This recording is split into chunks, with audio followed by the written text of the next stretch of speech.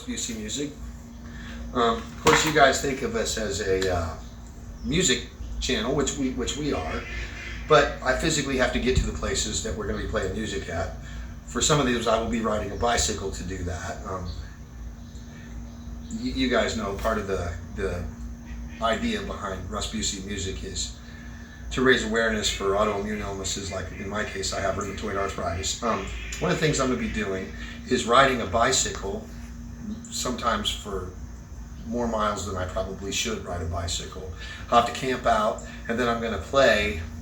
I think we'll be doing one in Fort Wayne coming up pretty soon in Indiana. But anyway, to get to it, so in order to do that, I have to have a bicycle that will get me there.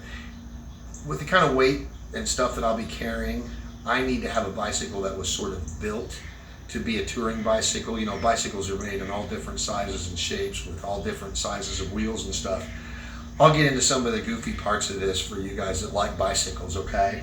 So this is a Salsa Marrakesh. That's the type of bike this is. Salsa is a killer bike company.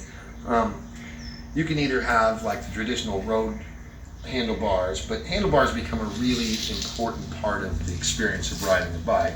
You can either have the traditional, you know, road handlebars. These are called the H-bars by Jones, and these handlebars give me several hand positions in these big wide palm grips. You know, you can get a lot of pressure on your hands from riding the bike. There should be a, you know, obviously a certain amount of your weight should be on your hands, but not so much of your weight. So, and then these are actually called Togs, T-O-G-S. I love these things because I can kind of hold my hands up here, stretch my palms out, and steer with my thumbs, and they just kind of go around your handlebars. This is not exactly how Jones wants you to set these bars up, but it turns out I own them, so I get to do it the way I want to. And so on this, I have these Ergon Grips that are made for bars that sweep back like this. You know, it's kind of a straight, these sweep back. So they're wide here so I can rest my palms on them. It also gives me a place for my gadget, like my little bell. So if I'm on a bike trail and there's people walking their dog in front of me and they only have one headphone in, otherwise I have to run over them. This is my headlight here. I use my headlight because I also use this bike as my main form of transportation. This is how I get to work every day and do my grocery shopping. But I'll also be using it for my bike tours. I'll just go through kind of how, you know, traditional touring bikes are built. They're longer so that the weight is spread out over a longer thing. This is called the chainstay down here. I have big feet, so I need a bike with a longer chainstay so that my heels don't rub against my backs. These would be, these are waterproof bags. These are made by Ortleib. Ortleib are the German bags. They make several models, but they're the most waterproof, toughest bags that you know that kind of exist right now. They might be a little bit overpriced, and you can usually find them. I waited until I bought them on sale, so that's why I have them. So anyway, so these are the bags, and whatever I'm using on these bike tours, I have to take with me. I'm actually going to have a guitar that breaks down that will sit across here when I need the guitar to go with me on those bike tours. But these are your traditional panniers, and these are too on the front rack. This bike has racks on both the front and the back. This spreads your weight out so it's not all on the back wheel. It has bottle holder mounts here and here. Because I'm not touring right now, I only put the one bottle here and then I keep another one back here. Now, there's another such thing called bike packing. These bags here are more traditional bike packing bags. They're all waterproof bags. Everything on here is waterproof.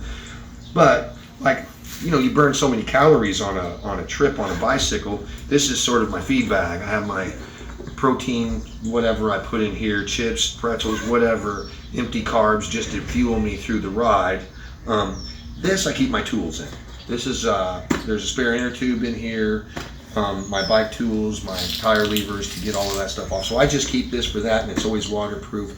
I don't need it unless something happens to my bike, even if I have these off or if I'm using them. That's why I keep it in here. This is always on the bike. Sometimes I only use my back bags. I don't want to forget and take a bag off that has stuff that I might need if I break down. So I keep all my tools in here. I keep, let me go like this. I keep my mirror. This is Bike Geek 101, but keep my mirror here so that I can just make this mirror come on So I put that on my wrist and I can see cars coming at me. I do keep, this is Velcro, and my phone has Velcro on the back, so when I want to have this here, I just stick my phone, this is Velcroed on there, the stand, but I just Velcro my phone to that. Stays there if I'm looking at a map or anything else. That's right here where I need it to be. On this side, I keep my cycling gloves. Try to keep some kind of pen or pencil on me all the time, just in case, and then I just keep like a Leatherman multi-tool in there. So anyway, I have most of the stuff that I would need to. Now I also fly fish, so I use this at fly fishing gigs. So I use these bungees on this front rack to hold my fly rods, and they just sit out front, and then I can see them, and then they don't get stuck in trees and stuff like that. And my fly bag, the sling pack that I use, I lay it back here and just bungee it down back here. But anyway, this is my briefcase, so when I go to work, everything I use at work I keep in there. And then the great thing about these bags are, they have a little clip system, and I just pull it off. It's set up so that it just sits right back on there. So when I want to put it back on, it's, you know, it's relatively quick, clean setup. So that's actually my briefcase. They even make a backpack attachment for this. It's a steel bicycle. Steel, they say, is more compliant. That means, you know, your bike frame is a spring. So they say steel is more compliant when you're hitting imperfections in the road. That gives. I don't know how much that actually matters.